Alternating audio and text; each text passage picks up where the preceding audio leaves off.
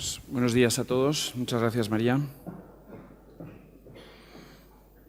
Cuando empezamos a diseñar este curso, como sabéis, lo que nos proponíamos sobre todo era arrojar algo de luz sobre el funcionamiento de la institución de la monarquía en España en perspectiva comparada. Sí. Es que he perdido un poco de voz después de lo de anoche. Pretendíamos, como decía, arrojar algo de luz sobre el funcionamiento de la institución monárquica, más allá de lo que dice sobre la corona la Constitución del 78. Perdón.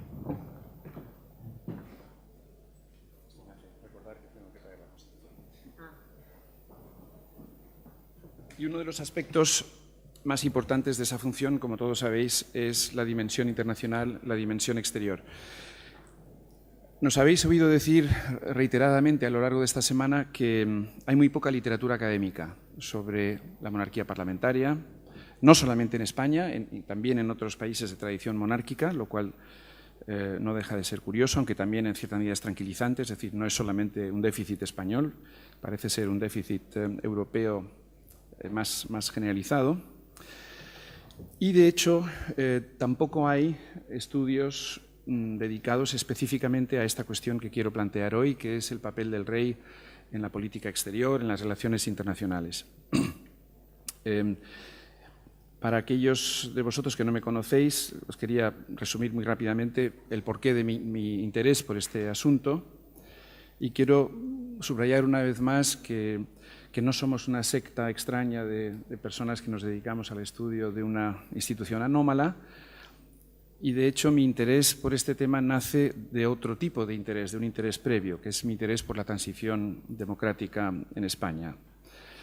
Yo hice mi tesis doctoral sobre la transición y confieso que en ese primer trabajo mío mi enfoque era absolutamente doméstico. Me interesaban los factores internos, sociales, económicos, políticos que habían influido en el proceso democratizador. En aquella época, a principios de los 80, prácticamente no se había hablado de la dimensión internacional de las transiciones a la democracia, y esto empezó a cambiar a raíz de la publicación de un artículo que siempre, en fin, comento mucho en clase, y mis alumnos ya no quieren hablar nunca más de Samuel Huntington, no quieren oír hablar de Huntington, pero Huntington publicó un artículo muy importante en el año 91 que se llama La tercera ola democratizadora, primero un artículo y luego un libro. Y en este trabajo lo que hace Huntington es estudiar la veintena de transiciones a la democracia que se produjeron entre 1974, el proceso empieza con la Revolución de los Claveles en Portugal, luego la transición griega y luego la española, hasta 1991. Entre el año 74 y el 91 se produjeron en el mundo aproximadamente 20 transiciones a la democracia. Y lo que hace Huntington en su libro, en su artículo, es analizar aquellos factores externos que explican este cluster, ¿no? que explican el hecho de que esta veintena de transiciones se produjeran de forma tan concentrada en el tiempo. No en el espacio, porque es un fenómeno europeo, pero también es un fenómeno latinoamericano y finalmente un fenómeno también asiático. Pues bien, a raíz de la publicación de este trabajo de Huntington, yo empecé a trabajar sobre la dimensión internacional de las transiciones y especialmente de la española. Esto, en primer lugar, me llevó a estudiar el papel de la Comunidad Europea, de la Unión Europea, y posteriormente el papel de los Estados Unidos, que es el tema al que he dedicado mi último libro, El amigo americano, que quizás conozcáis alguno. Pues bien, en el año 96 yo publiqué un libro sobre el rey que se llamaba Juan Carlos of Spain, Self-Made Monarch, que tiene traducción española, y en este libro hice un primer intento de aproximación un poco más sistemática a lo que había sido el papel del rey Juan Carlos en este ámbito, ¿no? En esta dimensión exterior.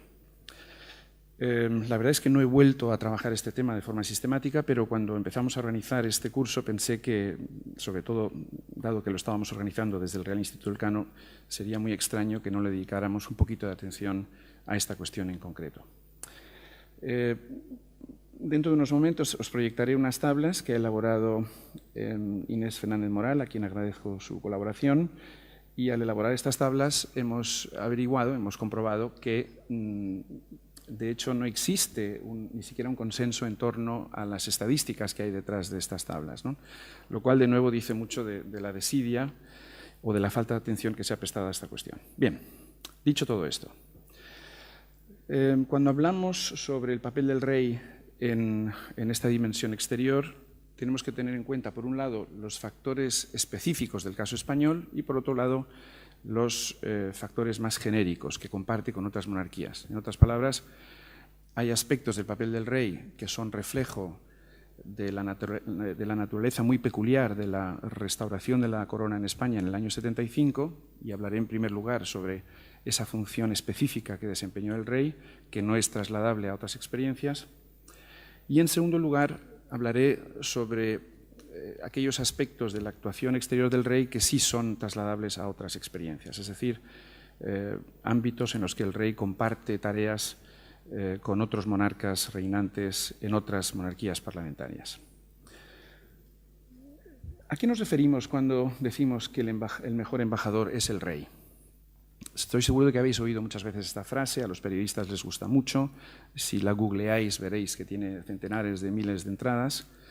Es un viejo tópico y, por cierto, no es un tópico exclusivamente español. En el Reino Unido se utiliza la misma expresión, en otras monarquías parlamentarias también. No en la japonesa, por ejemplo, por lo visto, pero sí en otras monarquías parlamentarias. ¿Y a qué nos estamos refiriendo exactamente? ¿Por qué es el rey el mejor embajador, el mejor representante de su país en el exterior? ¿Por qué se dice esto habitualmente de los monarcas y no de los jefes de Estado de sistemas presidenciales? Bueno, yo os sugiero 4 o 5 motivos por los cuales afirmamos esto. Primero, por la capacidad que tiene la corona de representar a una sociedad ante otros. La capacidad simbólica, en cierta medida, y hablaré sobre esto dentro de un momento, pero también la capacidad que tiene la corona de representar a su propia sociedad. Es decir, cuando el rey viaja, no es solamente importante el impacto que el rey tiene sobre los habitantes del país que visita, sino es casi igualmente importante, en algunos casos es incluso más importante, el impacto que tiene ese viaje en la opinión pública española, que lógicamente, por lo general, además sigue ese viaje con más interés que los habitantes del país visitado, probablemente. Lo que estoy sugiriendo en realidad es que solo pensaremos que se nos representa bien en el exterior si nosotros mismos nos sentimos bien representados en el interior. Es decir, si hay una empatía, si hay una relación, si hay un afecto, si hay un vínculo entre la sociedad y el monarca. Si no existe esa identificación con quien dice representarnos, evidentemente esta función representativa no tendría razón de ser. Y como acabo de decir, estoy aludiendo básicamente a esta función simbólica de la corona. Hemos hablado mucho estos días, ¿no?, sobre la función simbólica de la corona, y a mí me gusta repetir y citar la definición de Miguel Herrero de Miñón, que, como sabéis, iba a asistir a este curso, pero que por motivos de salud no ha podido unirse a nosotros, lamentablemente.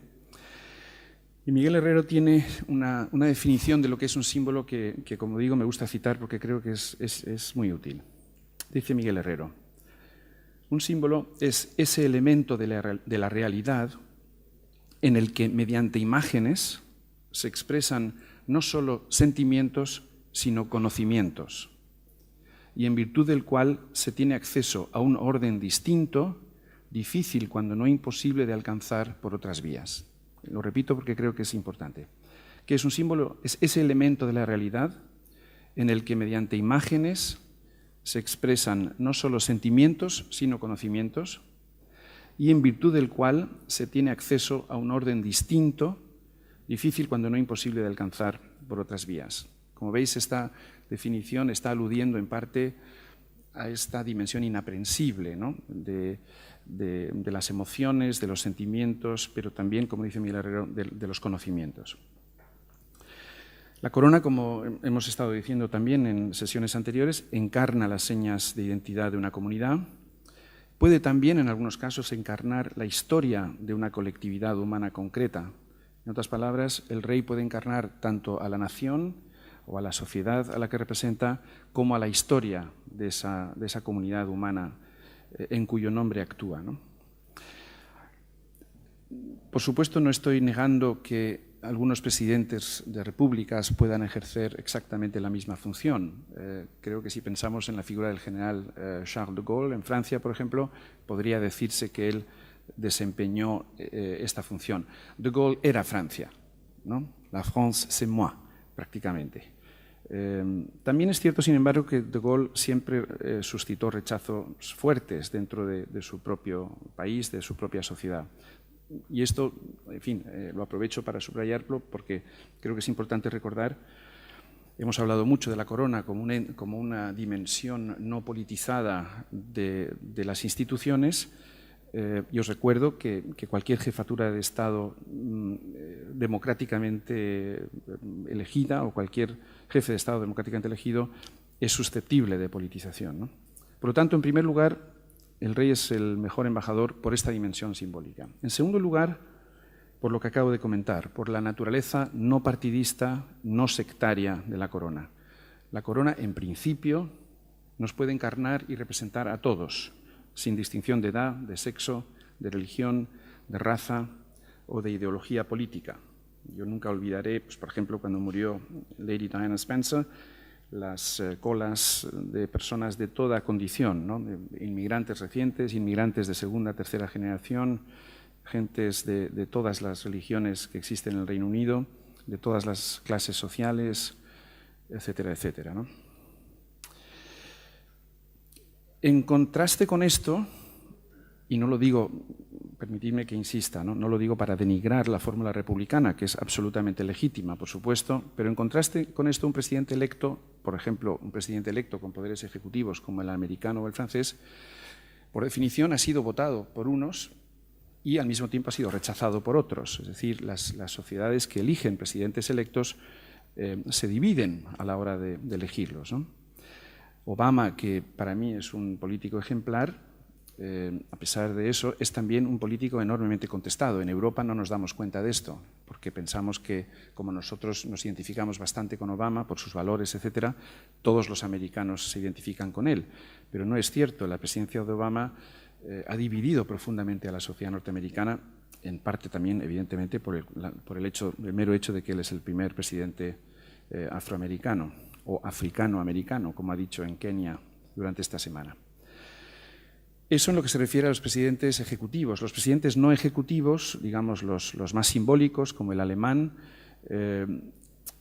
tienen la ventaja de que no suscitan quizás o no generan estas divisiones en la sociedad, pero tampoco provocan grandes adhesiones, precisamente porque tienen esencialmente un papel ceremonial y protocolario.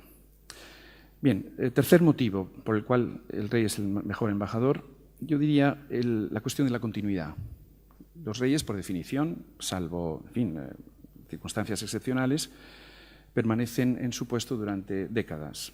Y esto otorga al monarca un conocimiento muy notable del mundo exterior, de las relaciones internacionales, de los actores de las relaciones internacionales. Os doy simplemente un dato. El rey Juan Carlos, durante su reinado, 1975-2014, tuvo trato con 7 presidentes de Estados Unidos, siendo rey, y además tuvo trato con otros 3 siendo príncipe. Por lo tanto, el rey don Juan Carlos conoció a 10 presidentes de Estados Unidos, desde Kennedy hasta Obama. Esto le ha permitido, digamos, acumular unos conocimientos de la política exterior norteamericana, de la sociedad norteamericana, que son de enorme utilidad para los sucesivos gobiernos españoles con los que ha tratado, ¿no? Y esto se produce también hacia adentro, no solamente hacia afuera. Quiero decir que los monarcas también, al estar varias décadas en la jefatura del Estado, lógicamente tratan con una larga sucesión de primeros ministros, ¿no? La reina Isabel II de Inglaterra ha tratado con 12 primeros ministros, desde Churchill hasta Cameron, de lo sublime a lo ridículo. Y don Juan Carlos, que ha tenido un reinado más corto, bueno, ha tenido 7 primeros ministros, ¿no? Que no es Arias Navarro, Suárez, Leopoldo Calvo Sotelo, Felipe González, José María Aznar, Rodríguez Zapatero y Mariano Rajoy. Cuarto motivo por el cual el monarca es el mejor embajador. Y Goran se ha referido a esto, y Julie también, porque la relación entre monarcas de distintos países puede facilitar la relación entre sus gobiernos. Ayer hablábamos de esta idea de que existe una especie de red, de network, de familias reinantes, significa, en parte porque muchos de ellos tienen lazos familiares. En el caso español, por ejemplo, bueno, como sabéis, existe una relación familiar entre los monarcas británicos y los monarcas españoles que en momentos de crisis pueden utilizarse para, digamos, solventar problemas, salvar distancias, etc. Es decir, existe una red familiar que puede ser útil a los gobiernos de esos estados. También es especialmente útil, en el caso español ha sido especialmente útil en la relación de los monarcas con los monarcas de países no democráticos. ¿Por qué? Pues básicamente porque esos monarcas de países no democráticos no están tan sujetos, lógicamente, al control político de sus parlamentos y de sus gobiernos. En el caso español, el ejemplo más claro sería la monarquía alauita, el rey de Marruecos. Como sabéis, el anterior rey se refería a don Juan Carlos como hermano. El rey actual de Marruecos se refiere a él como tío. Dicho esto, también hay una asimetría peligrosa entre monarcas, entre jefes de Estado monárquicos de distintos tipos de sistema político. ¿Por qué? Porque a veces los monarcas, digamos, de las monarquías limitadas o no limitadas, monarquías incluso sultanistas o absolutas, no entienden cómo funciona una monarquía parlamentaria. Por ejemplo, Hassan II solía quejarse amargamente a don Juan Carlos de lo mal que le trataba la prensa española. Claro, don Juan Carlos tenía que explicarle que en España hay prensa libre y que don Juan Carlos no podía censurar las noticias negativas que se publicaran en España en relación con la actividad del rey de Marruecos, ¿no? Al parecer, el rey de Marruecos no le creía mucho esta explicación. En fin. Pero esta simetría, como digo, puede dar lugar a ciertos problemas. Bueno, estos serían, por lo tanto, los 4 motivos abstractos por los cuales se suele decir que el monarca puede ser el mejor embajador. Quiero aterrizar ahora esto en el caso español, ¿no? Situémonos en la España de 1975, la España de la que don Juan Carlos se hizo rey a partir de noviembre del 75, la muerte de Franco. Porque, insisto, creo que el contexto español específico, histórico, es importante.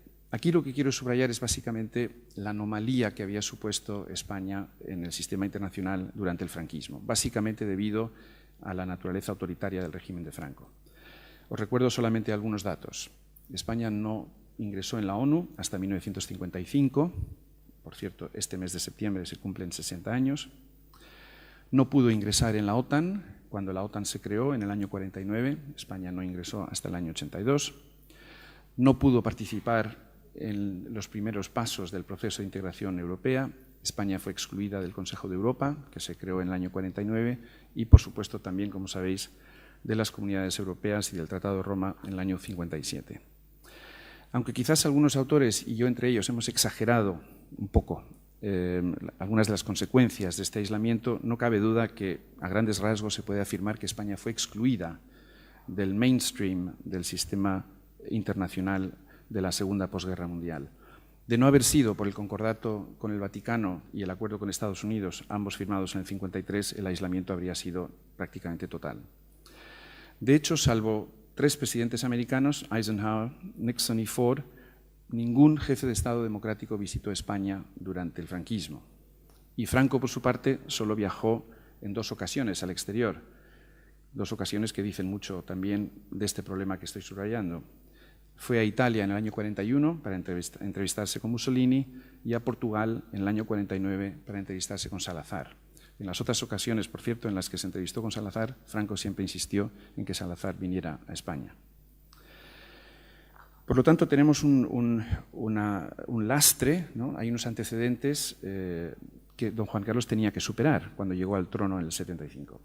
La otra dimensión se refiere a las propias características de la corona española, de la monarquía española, en el contexto de la transición. Como bien sabéis, don Juan Carlos en el año 75 tenía un enorme déficit de legitimidad. Su única legitimidad, en realidad, era la legitimidad que le conferían las leyes fundamentales del régimen anterior. Por un lado, para los monárquicos de verdad, digamos, de convicción, don Juan Carlos era un usurpador, había usurpado el trono que le correspondía a su padre, don Juan. Don Juan, como sabéis, había sido realmente eliminado del orden sucesorio por Franco. Y para las izquierdas o para aquellos sectores de la sociedad española que no se identificaban ni con el franquismo ni con la corona, básicamente el rey inicialmente fue percibido como el rey impuesto por Franco, ¿no? A raíz de la ley de sucesión del 47, de su nombramiento como sucesor a título de rey en el 69, etc. ¿Por qué subrayo esto? Porque el rey fue enormemente consciente de este déficit de legitimidad de origen, y la única manera de compensar este déficit de legitimidad de origen fue mediante la acumulación de una nueva legitimidad de ejercicio. Es decir, el rey tuvo que demostrar que la corona podía contribuir al proceso democratizador. Y en última instancia, ese es el trade-off que se produce durante la transición, lo que Morlino y algún otro politólogo ha llamado la legitimación prospectiva de la democracia. Es decir, el rey es aceptado por la población española en la medida en que es percibido como un actor que impulsa y facilita el proceso democratizador. Se suele decir que el rey heredó todos los poderes de Franco. En realidad no heredó todos los poderes de Franco, heredó bastantes menos poderes. Pero en fin, lo que quiero subrayar aquí es que durante 3 años el rey fue un monarca preconstitucional, por lo tanto fue formalmente el monarca de las leyes fundamentales. Es verdad que unas leyes fundamentales que se fueron abrogando, pero durante el año 76, año 78 y año 77 y 78, estos 3 años, el rey actúa en el fondo en un cierto limbo constitucional y político propio de un proceso de transición a la democracia. Esto fue cambiando, y aquí hay 2 hitos importantes obvios. El primero, la celebración de las primeras elecciones democráticas, junio del 77, porque por primera vez el rey comparte escenario con un presidente del gobierno democráticamente elegido. Esto es un cambio radical. Antes, hasta entonces, Suárez era simplemente el presidente del gobierno nombrado directamente por el rey. El segundo gran cambio, evidentemente, fue la aprobación de la nueva Constitución en diciembre del 78. Lo que quiero subrayar aquí es que durante estos 3 años en los cuales el rey todavía ejerce algunos de los poderes heredados de Franco y todavía no está sujeto a los límites que luego le impone la Constitución, el rey tuvo un enorme protagonismo político, y un enorme protagonismo político también en la esfera internacional. Debido, como digo, a la naturaleza de la transición y debido también a otros factores más coyunturales, entre los cuales destaca claramente la falta de interés de Adolfo Suárez por los asuntos exteriores.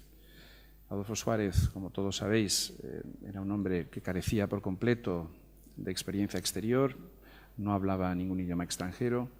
Leopoldo Calvo Sotelo, con cierta mala idea, habla en sus memorias, se refiere al radical monolingüismo de Adolfo Suárez. Hablaba español muy bien. A Adolfo Suárez le encantaba ir a los países árabes, porque claro, como nadie habla árabe, o casi nadie habla árabe, no te produce especial vergüenza necesitar un intérprete para hablar con un dirigente árabe. Pero claro, si vas a un país europeo y no hablas ni inglés ni francés, la cosa no es tan agradable, ¿no? Suárez, de hecho, fue adquiriendo un cierto interés por la política exterior muy al final de su mandato, en el año 80, 81. 80 realmente es cuando empieza a viajar, en parte por sus sinsabores dentro de España. Pero lo que quiero subrayar, por lo tanto, es que el protagonismo recae en el rey. Durante esta etapa preconstitucional, el rey actúa a 3 niveles. Primero, en búsqueda de la normalización exterior de España, como reflejo, además, de la normalización interior que se estaba produciendo como resultado del proceso democratizador, ¿no? Y aquí, aunque os parezca mentira y os cueste trabajo a los más jóvenes entender esto, el mero hecho de que España tuviera un jefe de Estado que viajaba, insisto, Franco salió solo 2 veces, que era recibido con honores por las grandes potencias del mundo, el hecho de que pudiese comunicarse con dirigentes extranjeros de una forma fluida, todo esto supuso una enorme novedad. De hecho, algunos años antes, el príncipe Juan Carlos había asistido al lanzamiento del Apolo 12 en Cape Canaveral, en Florida, y en televisión española apareció hablando inglés. Y bueno, esto causó una verdadera revolución, el hecho de que un mandatario español hablara inglés de forma fluida en un país extranjero, ¿no? Esto, claro, hoy en día suena un poco extraño, pero fue así. Y esto se produjo de nuevo durante la visita de don Juan Carlos a Estados Unidos en junio del 76. Los que habéis leído mi libro o lo habéis visto en mi pared, sabéis que la foto esta famosa del rey dirigiéndose al Congreso de los Estados Unidos en un inglés muy correcto. Y yo recuerdo, en mi entorno familiar incluso y entre personas conocidas, el enorme impacto que tuvo don Juan Carlos a raíz de esa actuación, ¿no? Por lo tanto, esta tarea de normalización, ¿no? Exterior como reflejo de la del interior, y lógicamente durante estos años el rey acompaña los esfuerzos de su gobierno, que empieza a ser ya un gobierno democráticamente elegido a partir del 77, en sus esfuerzos por obtener este reconocimiento de la nueva España democrática, ¿no? Os doy algunos ejemplos. Esto se visualiza incluso en los funerales de Franco y en la proclamación del rey, noviembre del 75. El rey tuvo un especial interés en que la opinión pública española diferenciara entre las autoridades extranjeras que vinieron a España para el funeral de Franco y las autoridades extranjeras que vinieron a España para su ceremonia de proclamación. ¿Quién vino al funeral de Franco? El general Augusto Pinochet y doña Imelda Marcos, que, como sabéis, coleccionaba zapatos en sus ratos libres, la mujer del dictador Marcos. También, debo decirlo, lamentablemente, el vicepresidente de los Estados Unidos, Spiro Agnew. Los americanos eran muy pragmáticos, vinieron al funeral, vinieron a la proclamación, no hicieron esta distinción. En cambio, a la proclamación del rey, ¿quién vino? El presidente de Francia, Valéry Giscard d'Estaing, el presidente de Alemania, Walter Scheel, el duque de Edimburgo en representación de la reina no viaja prácticamente, para salvo visitas de Estado, y otros dirigentes de la Europa democrática, ¿no? Es decir, el rey quería que se visualizara el cambio de régimen, el inicio de su reinado, dejando claro que con su llegada al trono las cosas iban a cambiar. Segundo momento, ya me he referido a él, viaje a Estados Unidos en junio del 76, y este es un excelente ejemplo de cómo la acción del rey va dirigida hacia adentro y hacia afuera. En ese viaje a Estados Unidos y en ese discurso ante el Congreso de los Estados Unidos, el rey anuncia por primera vez formalmente su propósito de llevar a España a una monarquía, a una democracia, un sistema de monarquía parlamentaria plenamente democrática. Por lo tanto, es un buen ejemplo de un viaje que sirve esta doble función hacia adentro, para que los españoles conocieran sus intenciones, y hacia afuera para que el mundo, para que la opinión pública internacional también tuviera noticia de ellas. Tercer episodio, bueno, no es un solo episodio, toda una serie de viajes a esa Europa democrática que siempre le había dado la espalda a Franco, que nunca había invitado a Franco, lógicamente, a realizar una visita de Estado, etc. Segundo bloque, digamos, de actuación. Por un lado, por lo tanto, normalización.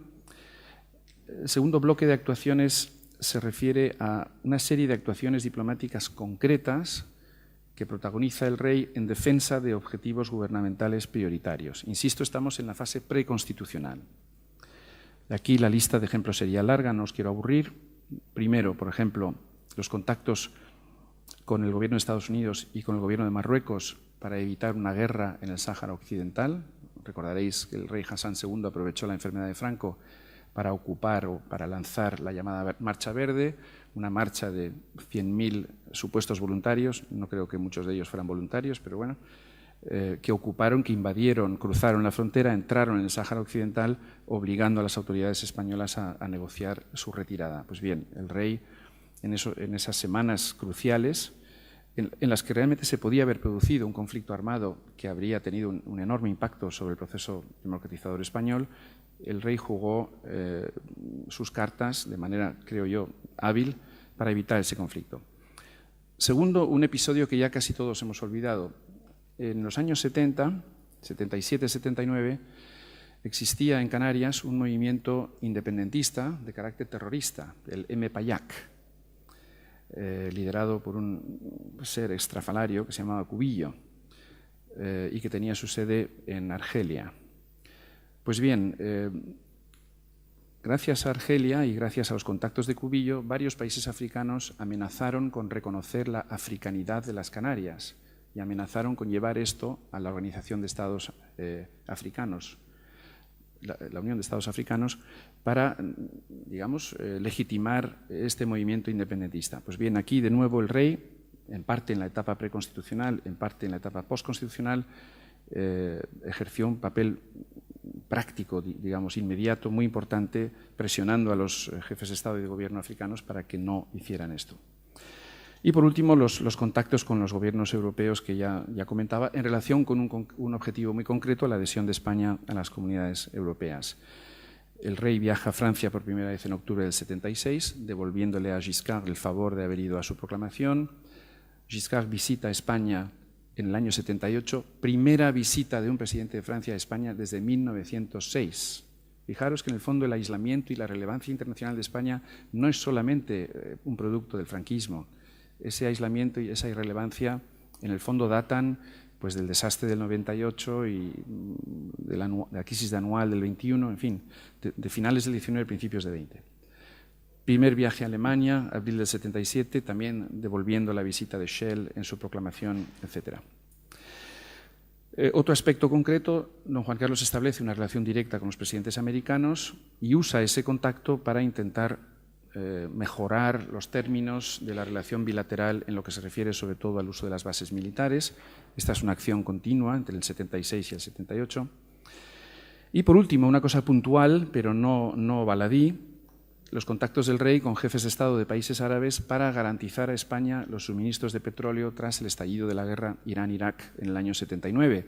Nos hemos olvidado que hubo dos grandes crisis internacionales de petróleo, la del 74 como resultado de la guerra Yom Kippur, la del 79 como resultado de la guerra Irán-Irak, y el rey enviaba a sus hermanos árabes, los jefes de Estado, monarcas árabes, enviaba a sus emisarios, entre ellos el famoso Manolo Prado y Colón de Carvajal, para que obtuviera contratos en condiciones favorables para España. Esto, por cierto, luego dio lugar a rumores sobre ciertas irregularidades económicas que no voy a discutir ahora. Tercera faceta, por lo tanto, normalización. Segundo, acción diplomática concreta. Tercera faceta, y esta me interesa mucho subrayarla, la idea de la corona como instrumento de reconciliación, no solamente nacional, también internacional. Por ejemplo, el monarca, por ser la encarnación de la nación y por ser también la encarnación de la historia del país, puede, por ejemplo, pedir perdón en nombre de todo un pueblo, porque representa a esa sociedad y representa la historia de esa sociedad. Y al hacer esto, pues, por ejemplo, puede contribuir a la reconciliación con otros estados o con sectores de la sociedad hasta entonces excluidos. El mejor ejemplo de esto es muy claro. México, como sabéis, nunca reconoció a la España de Franco, y no solamente no la reconoció, sino que en México estaba el gobierno de España en la República, el gobierno republicano en el exilio, y estaba también una diáspora republicana exiliada muy importante. Pues bien, esa reconciliación con México, el restablecimiento de relaciones diplomáticas en el 77, hizo posible el primer viaje del rey en el 78, y en ese viaje el rey se insistió en reunirse con la viuda de Manuel Azaña, como sabéis, expresidente de la Segunda República y probablemente la figura más visible o el símbolo más visible de la Segunda República. Por lo tanto, fijaros cómo en un solo viaje a México el rey lanza dos mensajes. Lanza un mensaje de reconciliación hacia los españoles republicanos, la España republicana, la diáspora también, por supuesto, en el exilio, pero en segundo lugar logra restablecer o contribuye al restablecimiento de relaciones diplomáticas. Bien, paso ya al segundo bloque, que sería el papel del rey siendo ya monarca constitucional, monarca de la monarquía parlamentaria constitucional. Básicamente a partir, lógicamente, del año 79 y sobre todo a partir del triunfo electoral de Felipe González en octubre del 82. Comentaba el otro día, y es un tema al que curiosamente nos hemos referido poco, pero yo insisto mucho en ello, que a mi modo de ver la clave del funcionamiento de la monarquía parlamentaria está en la relación entre el rey y el presidente. Y este es un tema también poco estudiado, ¿no? Y es una relación compleja. El rey, como siempre decimos, reina pero no gobierna, y obviamente el rey no puede tener su propia política exterior. El rey tiene que respetar las prioridades de política exterior del gobierno democráticamente elegido. Pero al mismo tiempo, para ser eficaz en el exterior, a veces tiene que actuar no con cierta independencia, eso sería excesivo, pero sí con cierta autonomía. Es decir, no puede ser visto como una mera prolongación del gobierno, porque si es visto como una mera prolongación del gobierno, su papel se devalúa. No obstante, tiene que tener una actuación plenamente coherente y compatible, lógicamente, con la del gobierno. Y a veces es difícil encontrar un equilibrio, ¿no? Ayer hablaba yo del peligro de la diarquía, ¿no? De la idea de que hay dos figuras importantes en el sistema político español, el jefe del Estado, el presidente del gobierno, y a veces puede incluso surgir cierta rivalidad, y daré luego algún ejemplo de esto. Ayer Julie Minoves nos hablaba de Walter Bagehot. Walter Bagehot es la autoridad que se suele citar en relación con la monarquía británica, más conocido probablemente porque fue el creador, el fundador del Economist, de la revista que todos conocéis. Y él es el autor de esta famosa fórmula, Julie también se refirió a ella y Rafa Arias Salgado también, la definición de cuál es el papel del monarca. Según Walter Bagehot, tiene el derecho a ser consultado, el derecho de estimular y el derecho de advertir, ¿no? Estas serían las tres funciones del monarca en un sistema parlamentario: el derecho a ser consultado, el derecho de estimular y el derecho de advertir. Bueno, no existe ningún trabajo, algún día quizás, y quizás de esta iniciativa, de este seminario, surja alguno, ¿no? Pero sería interesante intentar ver cómo han operado esos tres derechos bajo el reinado de don Juan Carlos en relación con los primeros ministros a los que él ha tratado, ¿no? Voy a decir una serie de generalidades sobre la relación de don Juan Carlos con los primeros ministros, pero para que veáis también cómo fluctúan. Don Juan Carlos tuvo una relación extraordinariamente íntima con Adolfo Suárez. Evidentemente, Suárez en el fondo en parte es un descubrimiento del rey. El rey le nombra en julio del 76 en contra de la opinión de muchas personas que consideraban que Suárez carecía de peso específico, de formación académica, de experiencia, etc. Y esa excelente y muy íntima relación que tiene originalmente con Suárez se deteriora brutalmente a partir del año 80. En los informes desclasificados del Departamento de Estado yo he visto, por ejemplo, telegramas que recogen conversaciones del rey con el entonces embajador americano, Terence Todman, conversaciones en las cuales el rey, con la indiscreción que lamentablemente en muchas ocasiones le caracterizaba, le dice a Todman: Suárez es parte del problema, no parte de la solución. He has to go. Claro, que el monarca parlamentario le diga a un embajador americano que su presidente tiene que irse, en fin. Y si esto se lo decía el embajador americano, pues ¿qué no le diría a otros actores políticos, civiles y militares en aquella época? Pero en fin, no quiero desviarme de mi tema. Relación, por lo tanto, con Suárez muy intensa y luego muy mala, muy crispada. Relación buena pero distante con Leopoldo Calvo Sotelo. Excelente relación con Felipe González, creo que salvo algún episodio muy menor, relación que por cierto se mantiene. Muy mala relación con José María Aznar, prácticamente durante toda su etapa de gobierno, con episodios de enfrentamiento fuertes, desagradables. Buena relación con José Luis Rodríguez Zapatero y correcta pero distante con Mariano Rajoy. Aquí hay un pattern, ¿no? Aquí hay una tendencia. ¿Y cuál es esa tendencia? El rey se lleva mejor con primeros ministros de izquierdas que con primeros ministros de derechas. Don Juan Carlos tenía mejor relación con los presidentes del PSOE que con los presidentes de UCD o de Alianza Popular o de Partido Popular. Luego, si queréis, podemos especular sobre por qué esto es así. Creo que España no es el único caso. Creo que en general los monarcas parlamentarios en Europa, Reino Unido también, hacen un mayor esfuerzo por relacionarse exitosamente con presidentes de izquierdas, precisamente porque se sienten más interpelados o más cuestionados por presidentes de izquierda o de centro izquierda, y en cambio con presidentes conservadores dan por hecho que son monárquicos y por lo tanto dan por hecho que la relación va a ser fluida, pero esto en realidad luego no funciona así, ¿no?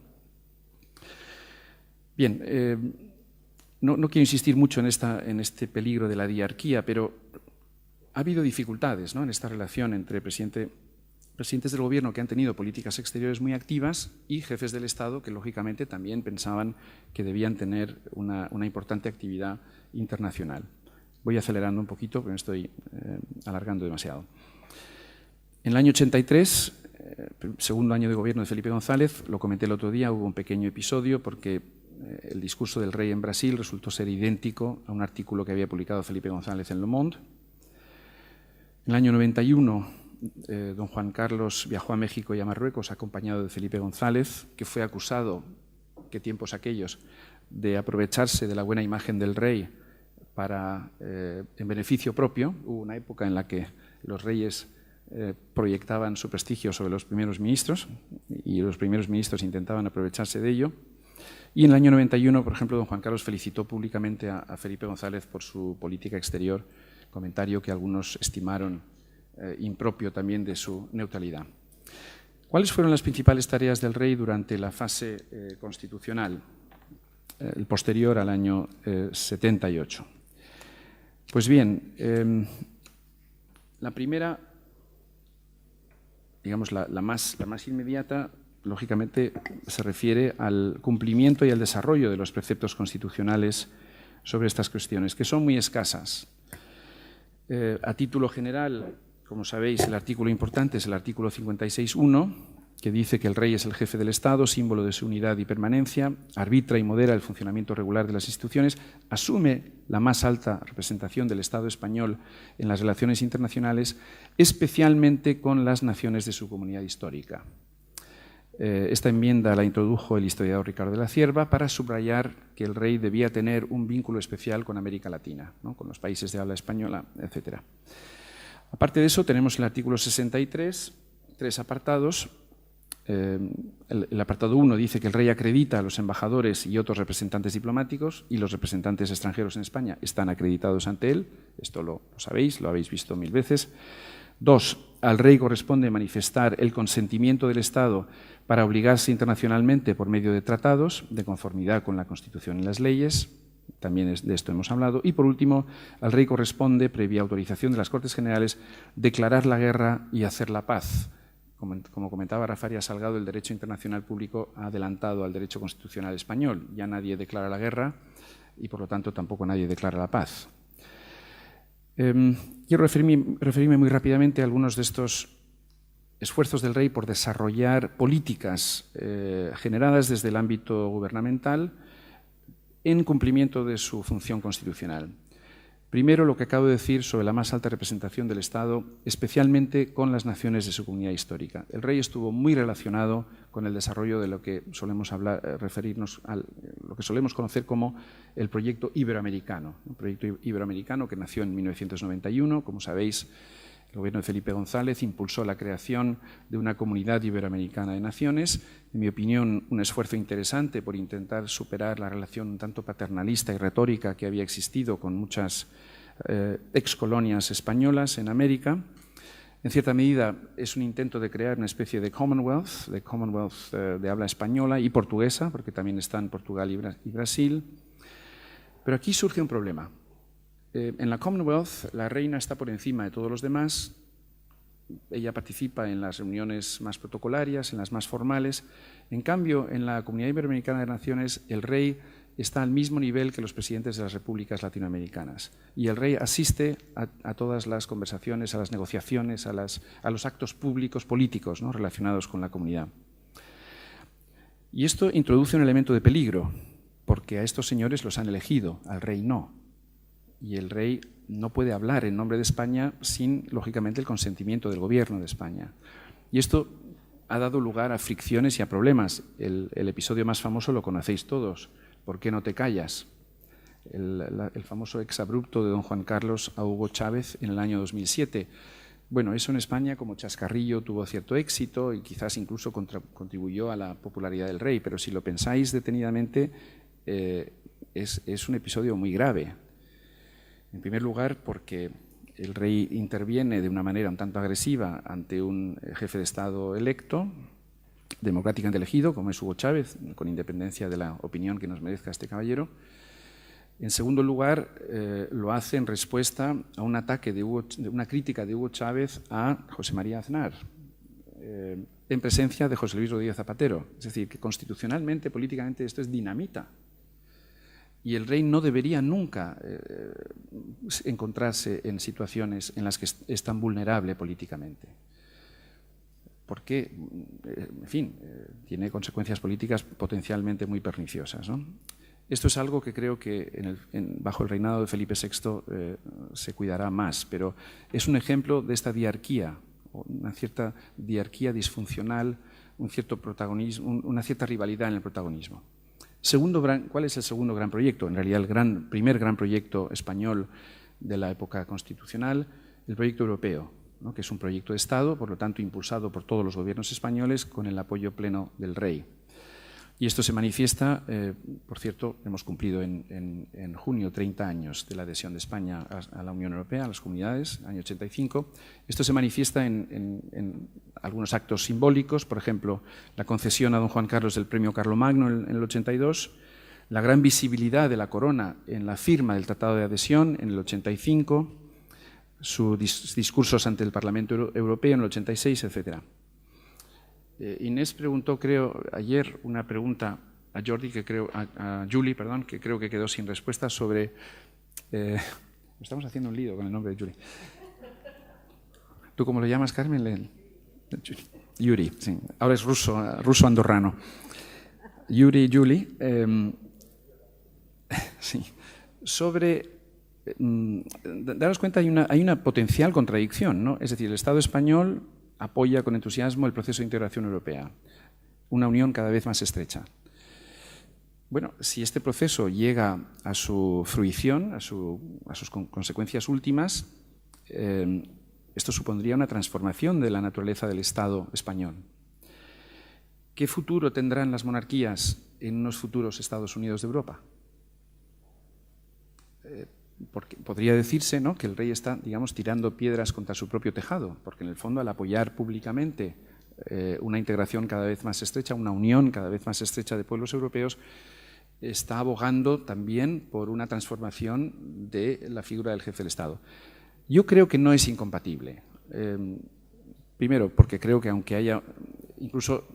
aunque fuésemos capaces de avanzar realmente hacia esos Estados Unidos de Europa, a los que le gusta tanto referirse a nuestro presidente, estamos hablando de Estados Unidos de Europa, es decir, seguirán existiendo Estados y esos Estados seguirán requiriendo la figura de un jefe de Estado. Es más, mi tesis sería que las monarquías van a tener más fácil esa tarea. ¿Por qué? Porque los jefes de Estado no tienen funciones políticas. El verdadero problema lo tiene Francia. Porque ¿qué va a ocurrir con la jefatura del Estado francés? ¿Qué va a ocurrir con el presidente de Francia? Si se le quitan sus potestades, por ejemplo, en el ámbito de la política exterior, porque esas potestades habrán sido transferidas a Bruselas, se vacía constitucionalmente la figura del presidente de Francia. En cambio, en las monarquías parlamentarias, ese vaciamiento ya se ha producido y, por lo tanto, esto explica, en mi opinión, por qué muchos monarcas europeos son tan entusiastas partidarios del proceso de integración europea. Improvisando, esto se me ocurrió en la ducha esta mañana, de la misma manera que Simon Martin Lipset habla de la monarquía como institución que facilita la digestión de la modernización, podíamos pensar que en el siglo XXI una de las tareas de la monarquía será facilitar la digestión de la integración europea, sobre todo en este último estadio. Ha sido una ducha muy fructífera, como veis. Rápidamente, actuaciones diplomáticas ya como monarca constitucional, actuaciones concretas en defensa de objetivos gubernamentales. Bueno, aquí están los viajes de Estado. No sé si lo veis bien, yo lo veo fatal desde aquí, pero... Sí, no, pero quiero ver si lo veis bien vosotros.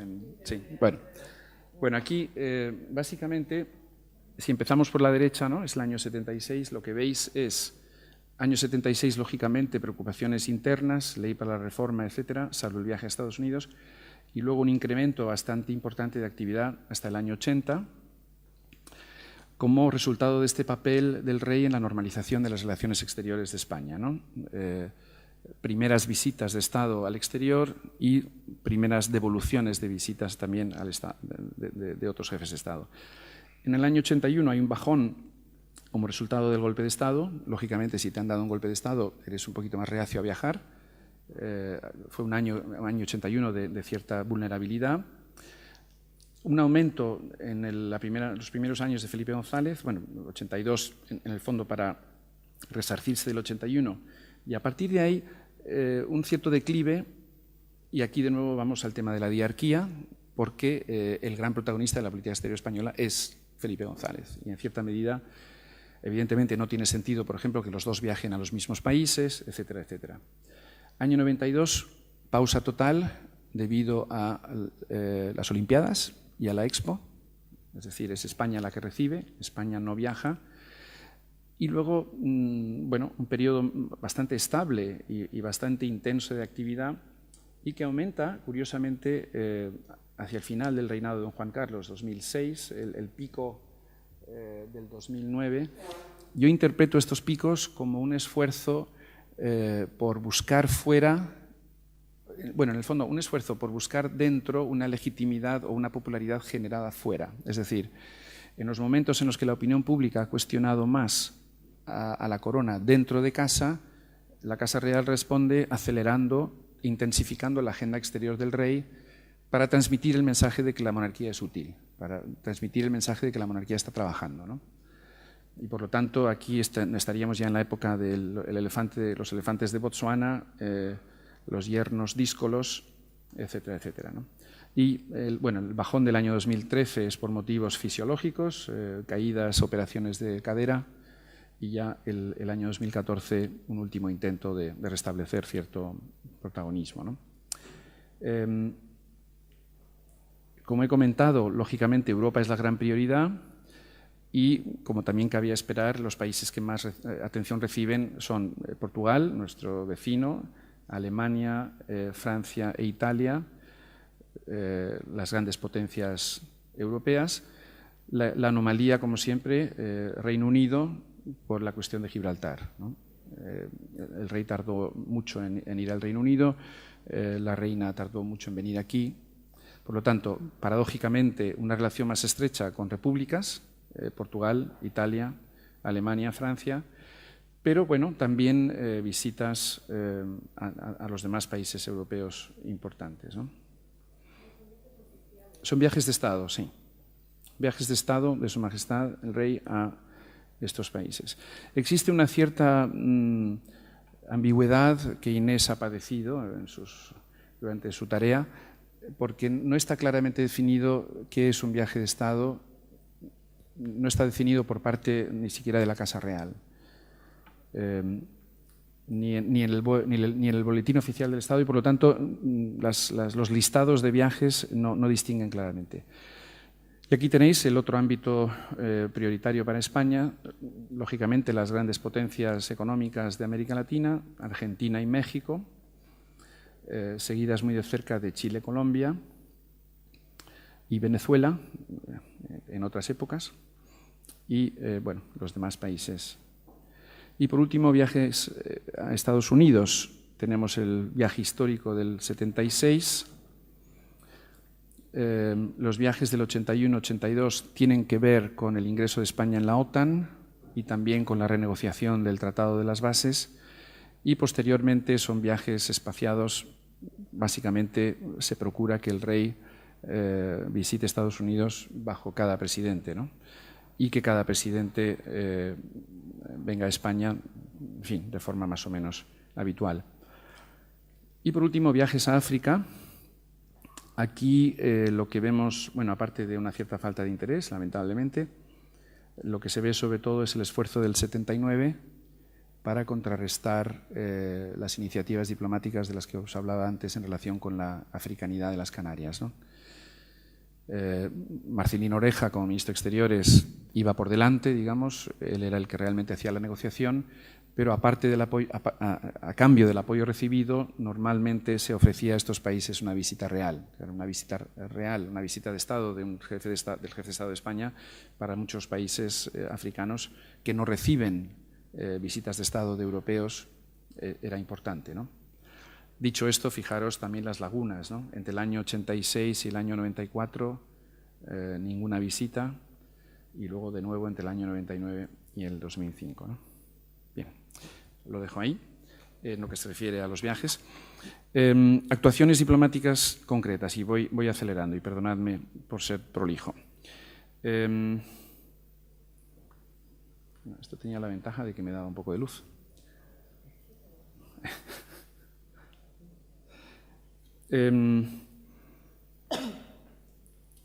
Una cuestión que me ha interesado mucho académicamente y que ha recibido poca atención. El rey es uno de los actores españoles en la política de promoción de la democracia. España fue receptora de políticas de promoción de la democracia de otros países, fundamentalmente de Alemania y de otros países europeos, y una vez que se establece la democracia en España, las autoridades españolas, sobre todo en la época de Felipe González, entienden que la corona puede ser un instrumento de promoción de la democracia en países en vías de transición. El caso más famoso, más importante, fue la gira latinoamericana del rey en el año 83, que visitó Brasil y Uruguay, ambas dictaduras militares en esa época. El hecho de ir a Brasil y a Uruguay fue contestado, fue debatido, pero fijaros que en el caso uruguayo incluso tenemos algo de evidencia empírica. El problema de mucho de lo que estoy comentando es que no tenemos mucha evidencia empírica. A instancias españolas se hizo una encuesta en Uruguay a raíz del viaje del rey en el año 83. Y según esta encuesta, el 65% de los uruguayos vieron físicamente a los reyes con sus propios ojos. Es verdad que es un país pequeño, con gran concentración de población en Montevideo, y el 40% de los encuestados opinó que la visita del rey había contribuido a la transición a la democracia en Uruguay. ¿Por qué? Porque el rey se reunió con líderes demócratas, con representantes de la oposición, obtuvo la excarcelación de algunos presos políticos, sobre todo de nacionalidad española, pero también de otros, etc. Es decir, que en este caso concreto, digamos, la autoridad moral del rey pudo jugar un papel importante. Segundo, un episodio también bastante olvidado. España no reconoció al Estado de Israel hasta el año 86. Algo que no suele decirse, por cierto, es que esta fue una condición impuesta por los holandeses en relación con la adhesión a la Unión Europea, a la Comunidad Europea. El gobierno holandés afirmó en un momento de las negociaciones que no firmaría, no permitiría que España ingresara en la Unión Europea sin que España hubiera reconocido antes al Estado de Israel. Y el rey tuvo que emplearse a fondo para tranquilizar a esos mismos monarcas árabes de los que hablábamos antes, los que le habían ayudado a obtener suministros de petróleo después de la crisis de 79, para tranquilizarles en el sentido de que, a pesar del reconocimiento de Israel, el Estado español, España seguiría siendo un país pro-árabe o amigo de los países árabes, ¿no? Tercer ejemplo, contactos frecuentes con Hassan II de Marruecos para superar sucesivas crisis bilaterales, crisis de la pesca, etc., y una actuación muy directa del rey en la negociación del acuerdo bilateral del 91.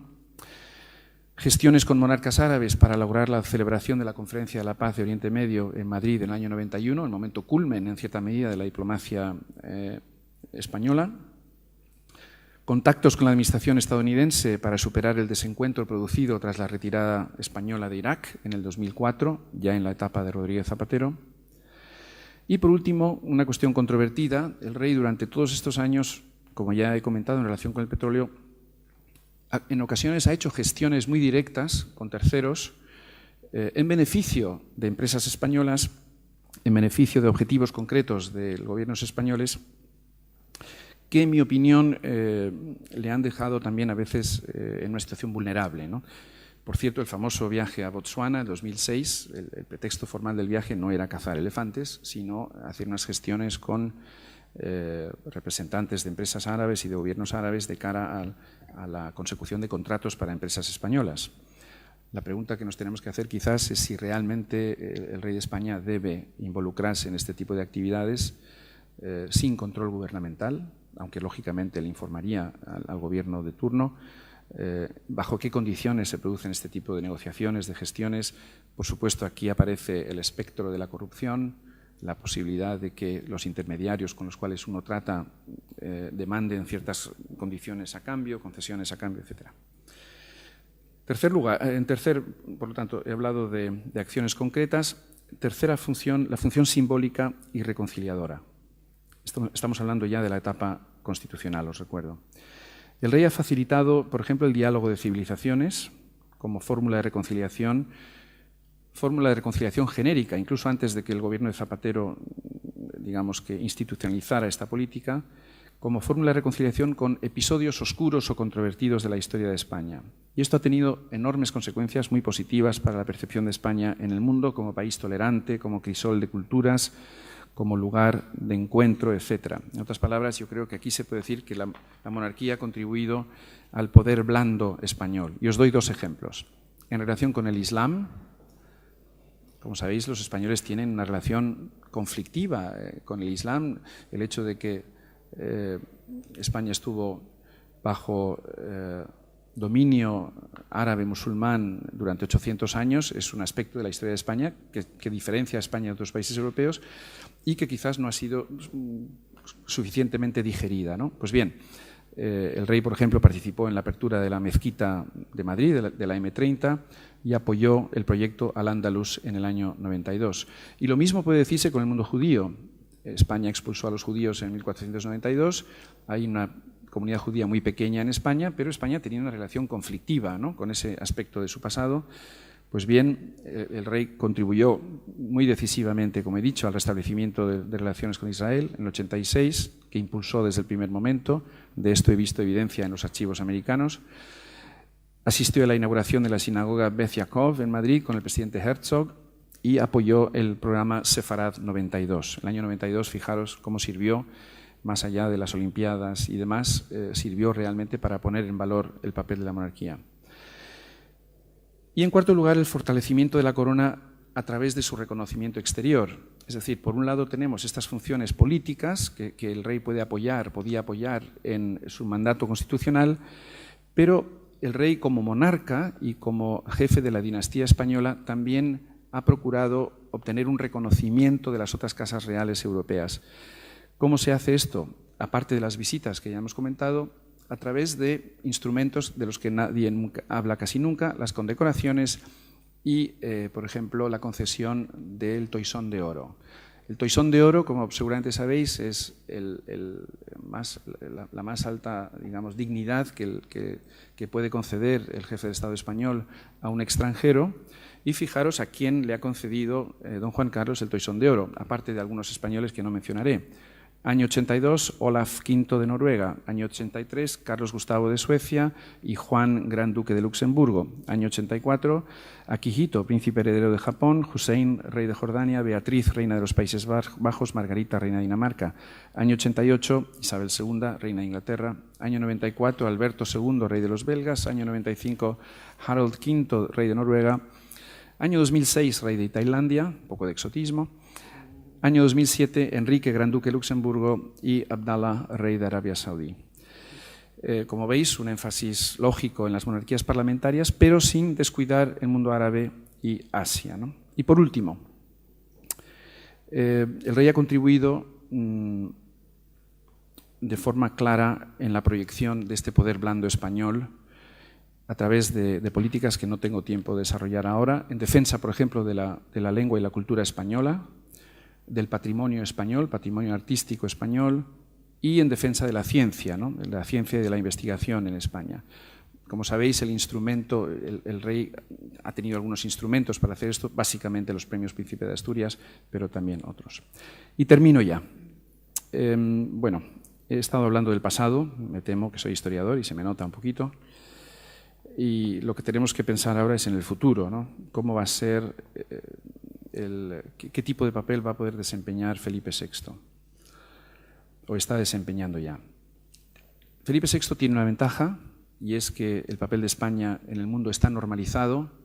El ministro de Exteriores del Felipe González, el primero, Fernando Morán, escribió un libro muy importante que se llama España en su sitio. Pues bien, España está en su sitio, o estaba en su sitio, bajo el rey Juan Carlos. España es un país respetado, apreciado, como demuestra, por ejemplo, la elección de España a una de las sillas no permanentes del Consejo de Seguridad de Naciones Unidas. Pero al mismo tiempo, don Felipe se enfrenta a retos a los cuales don Juan Carlos nunca se tuvo que enfrentar. Retos internos, una opinión pública interna descreída, que ya no otorga el beneficio de la duda ni al rey ni a la institución y que cuestiona constantemente la utilidad de la misma. Y al mismo tiempo, algo que nunca fue un problema realmente durante la parte inicial del reinado de don Juan Carlos, una élite política totalmente cuestionada. El rey se tiene que relacionar con esa élite política, pero al carecer de prestigio esa misma élite política, la relación es compleja. Yo diría, lo ha dicho Emilio Lamo estos días, ¿no?, en alguna entrevista, la regeneración del sistema político español efectivamente ha empezado por arriba, ha empezado por la corona. El problema es que los demás no están acompañando y veremos en qué medida pueden hacerlo en el futuro. Y por otro lado, por último, retos externos, ¿no? Dudas sobre el peso de España en el mundo. Existen dudas a raíz de la crisis del 2007-2008. Nosotros en Elcano, como sabéis, tenemos un índice de presencia global según el cual España está en el puesto 11 del mundo, que es un puesto nada desdeñable, pero nuestras predicciones también son que la presencia global de España probablemente irá en disminución, ¿no? Es the decline of the West and the rise of the rest. Y formamos parte de ese fenómeno. Si don Felipe me escuchara, cosa que no hace, afortunadamente para él, ¿qué le propondría yo que hiciera de cara al futuro? Yo diría dos cuestiones que se pueden hacer, y esto tiene una proyección tanto externa como interna. Primero, subrayar los contactos que solemos llamar people to people, ¿no? Es decir, sociedad a sociedad. A veces el trabajo más callado, más anónimo, sociedad a sociedad, es mucho más fructífero que los grandes encuentros, el cumbrismo, las reuniones que tienen más impacto mediático a corto plazo, pero que luego se las lleva el viento, ¿no? Por lo tanto, people to people dentro de España y, por supuesto, hacia afuera. Y estoy pensando en ámbitos, por ejemplo, como la cooperación al desarrollo, que está experimentando un proceso de redefinición muy interesante. Y segunda sugerencia,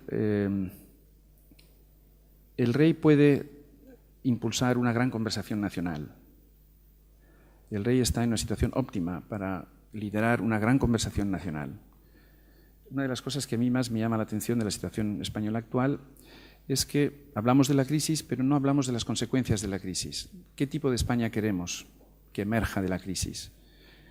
No basta con decir que volvemos a crecer, no basta con decir vamos a salir más fuertes de lo que entramos. Estos son tópicos más o menos banales, ¿no? La conversación de fondo es qué tipo de sociedad, qué tipo de Estado, qué tipo de modelo económico queremos para la España del siglo XXI. Y creo que don Felipe puede participar y, en cierta medida, liderar esa conversación. Nada más y muchas gracias por vuestra paciencia.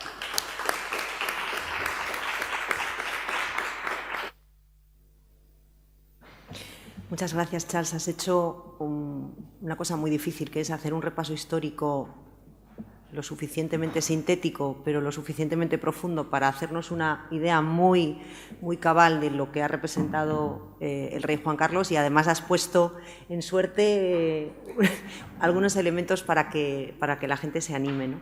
Yo creo que esta es una de las funciones más visibles, pero al mismo tiempo más invisibles que tiene el jefe del Estado, la política exterior, y probablemente una de las más importantes durante unos años, sin duda, y bueno, que han contribuido a la imagen y a la posición que tiene hoy España en el mundo, ¿no? Como nos queda un cuarto de hora, pues yo me callo y, por favor. Nos acompaña además Domingo de Silos Manso, excelente diplomático y amigo que acaba de volver de la India como cónsul en Bombay, y le agradezco mucho su presencia. Elisa.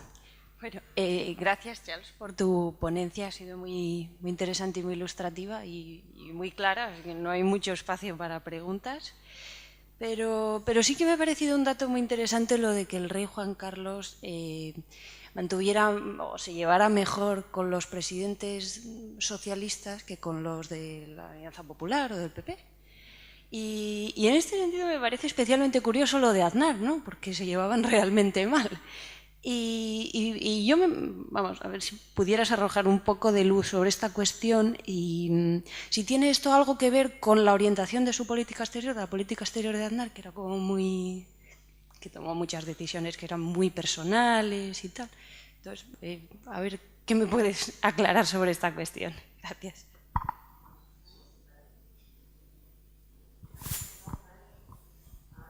Sí. Gracias, Charles. Me sumo a las felicitaciones de Lisa. Tu ponencia ha sido tan interesante como entretenida.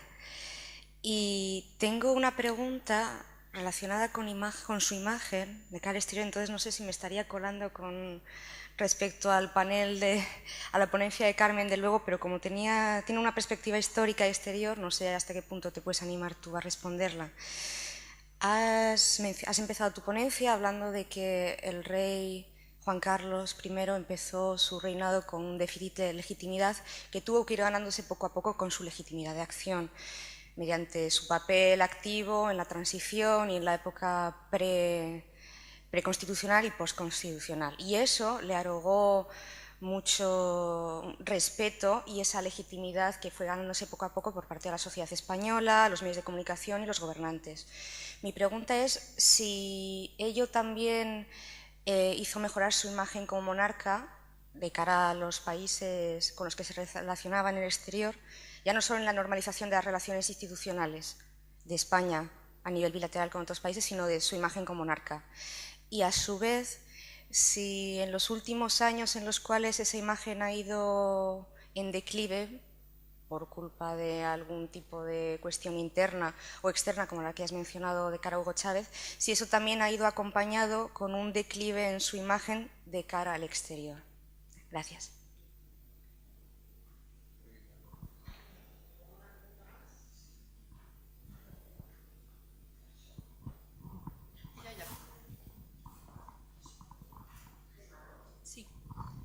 Pues bueno, muchas gracias. Yo quería preguntarte por una de las últimas cosas que has dicho que me ha parecido, bueno, me ha sorprendido y me ha parecido interesante, y es esta segunda propuesta que tú le harías al rey, don Felipe, ¿no? Como figura que puede iniciar o animar una gran conversación nacional, ¿no? Entonces me gustaría que si puedes expliques un poquito más a qué te refieres, porque me parece interesante, ¿no? En un momento en el que efectivamente a veces se percibe una gran falta como de proyecto unitario, incluso de liderazgo por parte también de las élites políticas, ¿no? Que en contraste también con lo que ocurrió en la transición, que sí que parecía que existía un proyecto en el cual todos nos construíamos. Hoy en día eso parece que ha desaparecido.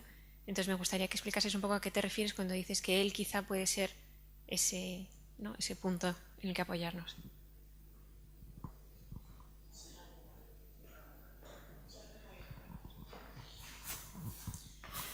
Gracias.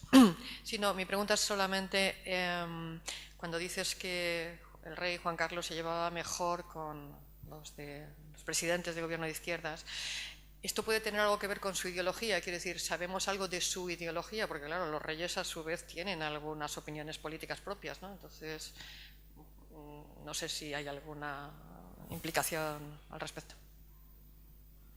Pues muchas gracias. Son 4 preguntas muy interesantes. Me decías si puedo arrojar algo de luz. Probablemente puedo arrojar algo de gasolina. Yo además he sido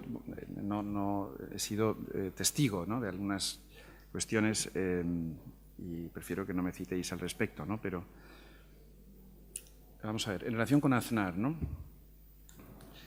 A don Juan Carlos es atlantista, siempre lo ha sido, conocía, me cuesta trabajo hablar de él en el pasado, ¿no?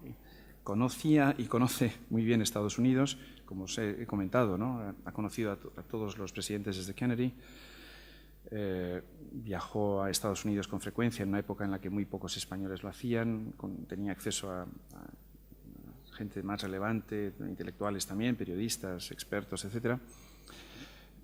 A don Juan Carlos le desconcertó el giro de Aznar del 2001, posterior al 11S, ¿no?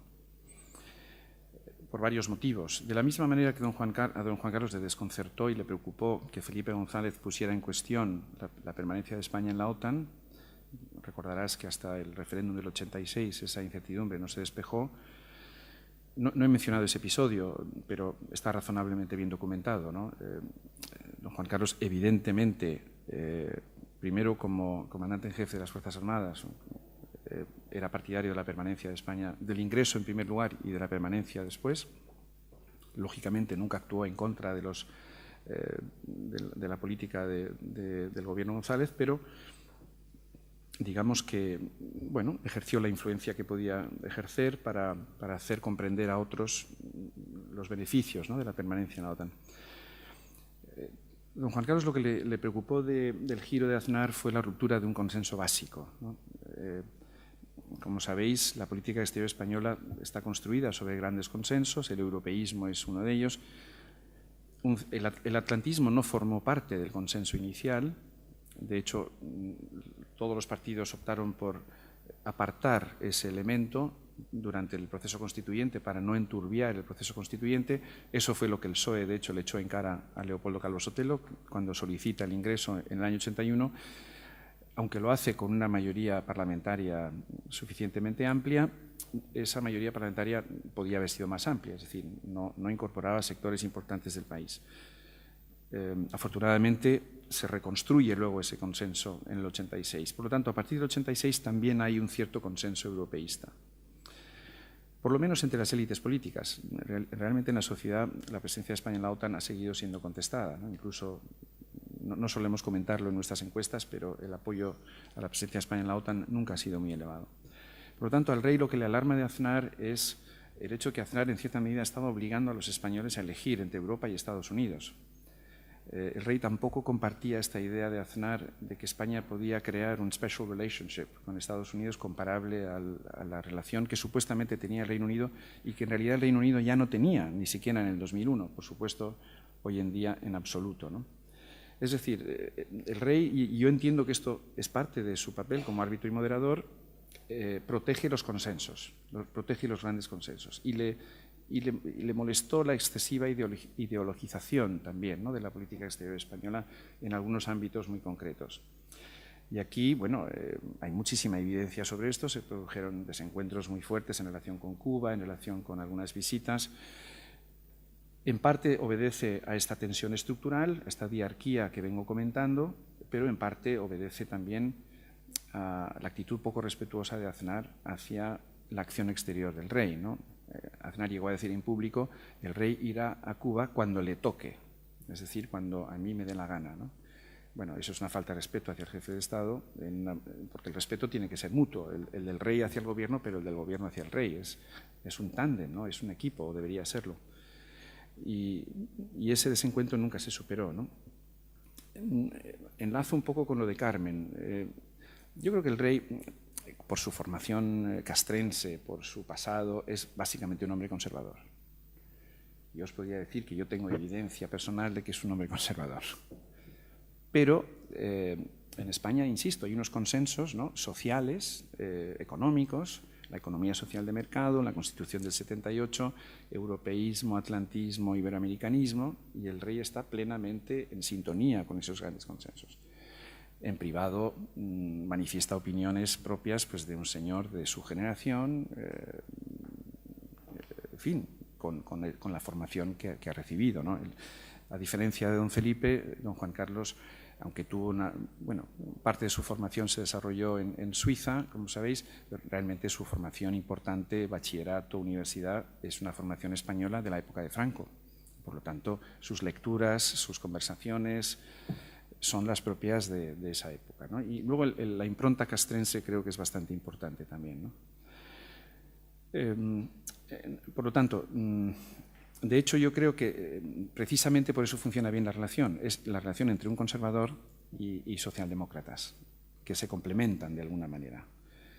Los primeros ministros más conservadores, primero, como ellos se sienten monárquicos, digamos que yo creo que por ser excesivamente monárquicos algunos no han sabido entender los nuances, ¿no?, los matices del papel del monarca en un sistema de monarquía parlamentaria. Leopoldo Calvo Sotelo era juanista, cosa que a don Juan Carlos tampoco le hacía demasiada gracia, porque Leopoldo Calvo Sotelo le hablaba de cuando iban a Estoril a ver a su padre. Ese es un tema de conversación. Yo he constatado muchas veces que a don Juan Carlos no le agradaba. Hay mucha gente que intentaba agradarle diciendo: yo traté mucho a don Juan, el rey, pues tráteme usted a mí. ¿no? Yo soy el importante ahora, ¿no? O sea que ese monarquismo, digamos, dinástico, Joaquín Satrústegui, por ejemplo, nunca tuvo buena relación con don Juan Carlos. Es decir, los verdaderos monárquicos no han tenido buena relación con don Juan Carlos en muchos casos. Los que hacían alarde de su monarquismo han tenido una relación más complicada. Diana me preguntaba por la imagen, etcétera, ¿no? Bueno, no hay encuestas al respecto, ¿no? Pero por los estudios que hemos hecho nosotros y otras personas, ¿no?, sobre la presencia del rey en los medios, yo creo que hay una línea ascendente, es decir, en un primer momento el rey fue recibido con cautela, una vez que se comprobó que era el rey democratizador, que era el piloto del cambio. Esto gira radicalmente. El golpe de Estado del 23F le convierte en una estrella mundial. El 23F, la foto del 23F se vio en todo el mundo y la foto del rey vestido de uniforme dirigiéndose a los españoles por televisión se vio en todo el mundo. Yo recuerdo haberlo visto en Oxford, en fin, con bastante preocupación. Y ese fue un momento álgido, ¿no?, de su popularidad. En los 80 eso se consolidó y de nuevo el punto álgido probablemente es 92. Olimpiadas de Barcelona, Expo en Sevilla, etcétera, ¿no? Antes, en el 91, la Cumbre de Madrid. Ese es el momento de máximo prestigio y reputación. En mi libro, yo no lo he vuelto a leer desde hace mucho tiempo, mi libro, pero tengo otras cosas más interesantes que hacer, pero en los 90 empiezan a surgir, en los 90 es cuando se rompe el tabú en la prensa internacional sobre dos temas, el tema económico y, digamos, las actividades extracurriculares de Su Majestad. Ahí es cuando empiezan a aparecer artículos, primero en prensa frívola italiana, francesa. Point de Vue, por ejemplo, es una publicación francesa que ha sacado bastantes esas historias.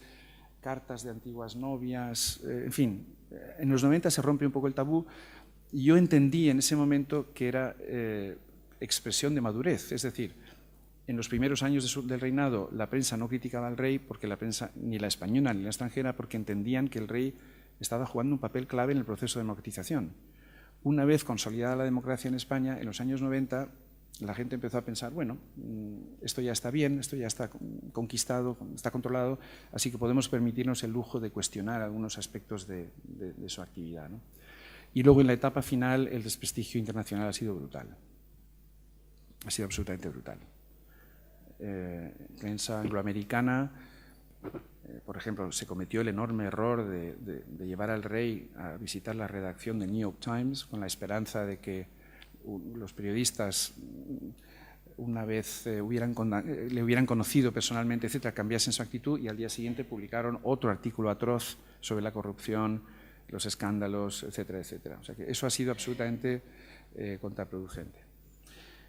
Por lo tanto, fluctuaciones. Y don Felipe todavía no hemos registrado, yo creo, porque ha empezado a viajar, ¿no? Ha estado en Francia, ha estado en México, en septiembre va a Estados Unidos.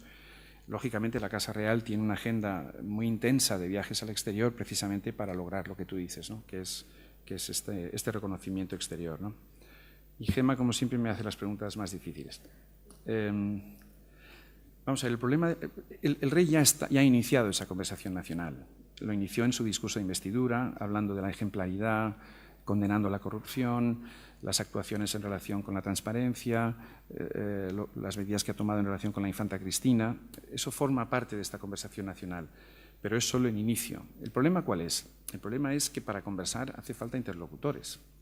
¿Y quiénes son esos interlocutores? Son, por supuesto, los actores gubernamentales, políticos, etcétera, pero también los actores sociales y la sociedad civil en su conjunto. Es muy difícil articular esa conversación nacional. El rey lo está intentando hacer de forma segmentada, ¿no? Cuando va a la Fundación Príncipe de Girona, Premios Príncipe de Asturias, él está aprovechando estas ocasiones, reuniones muy frecuentes que a veces pasan un poco desapercibidas con emprendedores, con científicos. Por ejemplo, en Washington hay un programa fuerte de contacto con jóvenes investigadores españoles que están en Estados Unidos. esa es su manera de hacerlo, ¿no? No me refería, digamos, a la apertura formal de una gran conversación nacional, ¿no? Tengamos una gran conversación nacional, sino serán una serie consecutiva, ¿no? Una serie de conversaciones consecutivas. Yo creo que ese proceso está en marcha y yo creo que va bien por ahora. Bueno, pues, tenemos una puntualidad británica, son las 11, así que hacemos la pausa. Muchas gracias, Charles. Gracias.